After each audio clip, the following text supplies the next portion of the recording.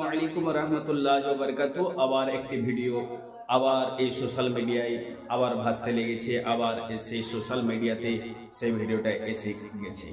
যে ভিডিওটাতে বলা হয়েছে যে আজমির শরীফের উপরে হিন্দুত্ববাদীরা যারা হামলা করতেছিলেন তাদের প্রতি আল্লাহ পাক রব্বুল আলামিনের একটি গজব চলে এসেছে। সেই গজবে সে মানুষেরা সেখান থেকে ভাগতে আরম্ভ করেছে। আবার অনেক রকমের কথা সেই ভিডিওর মধ্যে আছে। ভিডিওর মধ্যে কতটা সত্য জিনিস লুকিয়ে আছে, কতটা মিথ্যা জিনিস লুকিয়ে আছে, তাই আপনাদের সামনে আমি তুলে ধরবো। তাহলে আমরা আজকে এই ভিডিওটা শেষ পর্যন্ত অবশ্যই দেখব। এই ভিডিওর মধ্যে কত রকমের কি গুরুত্বপূর্ণ কথা আছে আপনারা অবশ্যই সেই ভিডিও সাইডে দেখতে পাচ্ছেন। এখন আমরা সম্পূর্ণ ভিডিওটাকে অবশ্যই দেখি। এখন সত্যটা কতদূর কি আমি ভিডিওর শেষে অবশ্যই বলে দেব। সত্যটা আপনারাও বলতে পারবেন, অবশ্যই আপনারা কমেন্টে লিখে পাঠাবেন কতটুকু সত্য কতটুকু মিথ্যা। তাই আপনারা ভিডিওটা অবশ্যই শেষ পর্যন্ত দেখবেন। আসুন আমরা সবাই মিলে সেই ভিডিওটা দেখি। ইন্না লিল্লাহ। ভারতে এবার ঘটে গেল এক ভয়ঙ্কর ঘটনা। হিন্দু দুষ্কৃতিবাদীরা আজমির শরীফের দরগায় মুসলমানদের সাথে যা করল তা দেখে পৃথিবীর সকল মুসলিম দেশ বাকরুদ্ধ হয়ে গিয়েছে এবং হিন্দুদের প্রতি ধিক্কার জানাচ্ছে। কেননা তারা এবার সকল সীমা অতিক্রম করে ফেলেছে। তারা এবার মুসলমানদের ধর্মীয় স্থান আজমির শরীফ ভাঙতে শুরু করে এবং সেখানে উপস্থিত থাকা মুসলমানদের উপর নির্যাতন করতে শুরু করে। কিভাবে তারা এই সাহস পেল? তারা কি জানে না যে আল্লাহ তাআলার আযাব কত ভয়াবহ?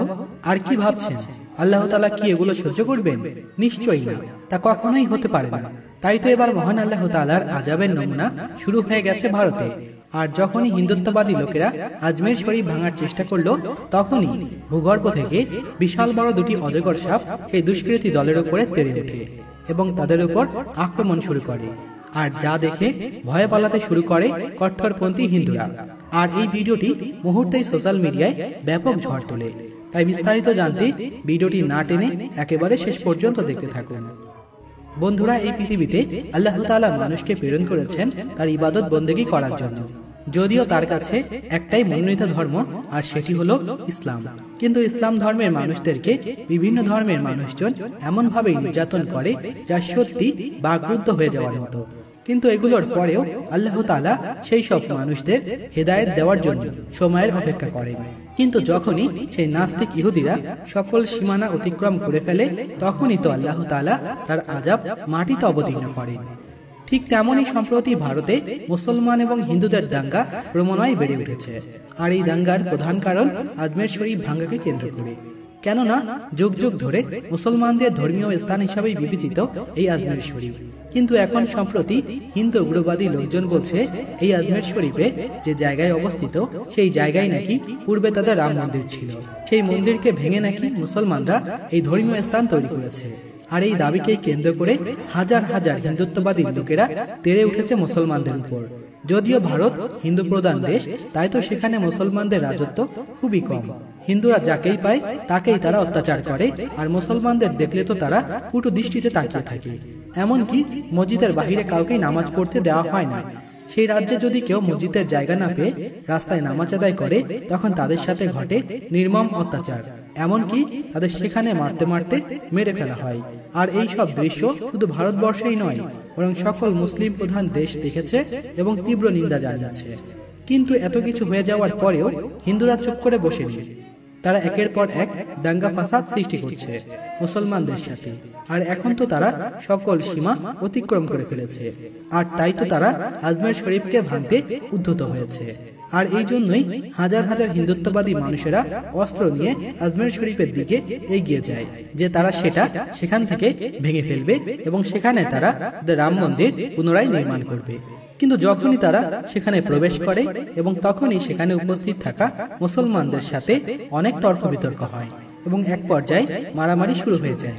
যদিও সেখানে মুসলমানদের সংখ্যা খুবই কম ছিল, তাই মুসলমানরা কিছু করতে পারল না। আর এই কারণেই হিন্দুত্ববাদী লোকেরা সেখানে অবস্থানরত মুসলিমদেরকে দরগা থেকে বের করে দেয় এবং জোর করে বলতে থাকে, তোরা মৌলবিবাদী, তোরা সন্ত্রাসী, তোরা অন্যের জমি দখল করে রেখেছিস, আজ তোদের এখান থেকে বের করে তোদের এই স্থাপনা ধ্বংস করে দিব। যদিও সেখানে উপস্থিত থাকা মুসলমানরা রাগে ক্ষোভে ফেটে পড়ে, কিন্তু চাইলেও তারা কিছুই সেখানে করতে পারল না, কারণ তারা জানে তাদের সংখ্যা খুবই কম এবং হিন্দুত্ববাদী কঠোরপন্থীরা অনেক সংখ্যক ছিল।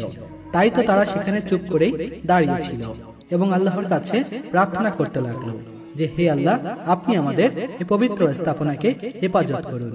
আর যখনই কঠোরপন্থী হিন্দুরা অস্ত্র নিয়ে আজমির শরীফকে ভাঙতে শুরু করলো, তখনই সঙ্গে সঙ্গে আল্লাহ তাআলার আরশ কেঁপে উঠল।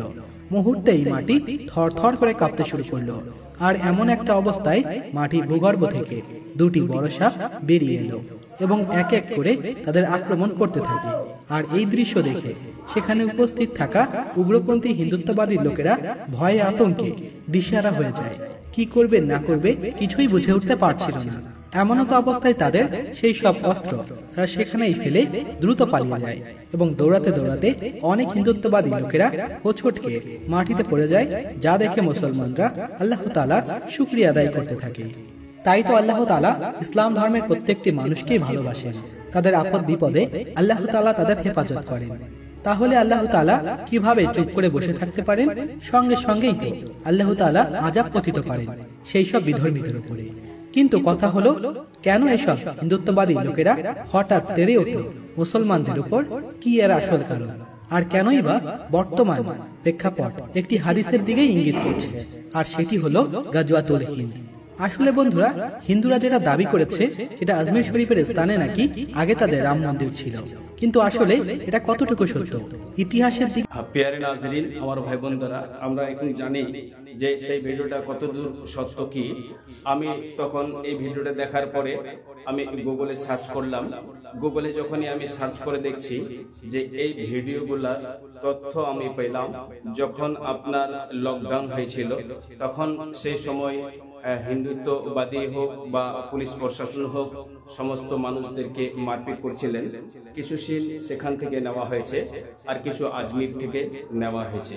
তাই আজমির শরীফের অনেক রকমের ভিডিও, আপনার অনেক রকমের আপনার ফটো সেই গুগলের মধ্যে ছাড়ানো আছে। সে সমস্ত কিছুকে সাজিয়ে এই বান্দা ছেড়েছেন। আমার ভাই বন্ধুরা, এই সততা কতদূর কি, এই সত্য জিনিসটা কতদূর কি, এই ভিডিও দেখে আপনারা অবশ্যই অবশ্যই কমেন্টে লিখে জানাবেন। আমি যতটুকু পেয়েছি যে এরকম ভাবে গুজব ছড়িয়ে দেওয়াটা ঠিক হচ্ছে না। যে সমস্ত ভাই আমার এই সমস্ত ভিডিওগুলো ছাড়ছেন, দয়া করে বলি এরূপ ভাবে মানুষের মধ্যে গুজব ছড়াবেন না। এবং যে আমার এই ভিডিওটাকে দেখলেন, অবশ্যই অবশ্যই আপনি আমার এই চ্যানেলটাকে সাবস্ক্রাইব করে রাখবেন। আপনি দেশ বিদেশের ভিডিও অবশ্যই অবশ্যই সর্বপ্রথম আগে পাবেন। তাই আমার এই চ্যানেলটাকে সাবস্ক্রাইব করে আমার এই পাশে থাকবেন।